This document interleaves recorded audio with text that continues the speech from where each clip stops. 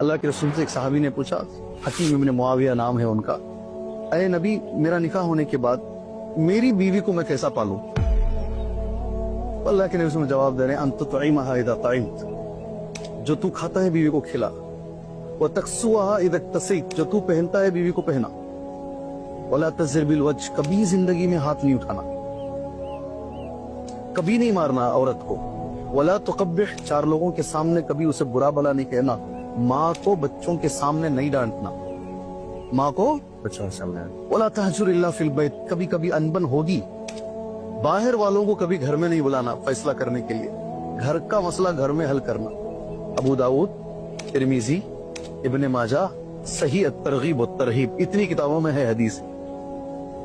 یہ معلوم ہے لوگوں کو کیسے پالنا ہے، اگر معلوم ہو گیا تو آج بھی میں یہ کہتا ہوں کہ نبی کا شوق، نبی سے محبت ہر طبقے کو ہے، معلوم ہو گیا تو عمل کریں گے۔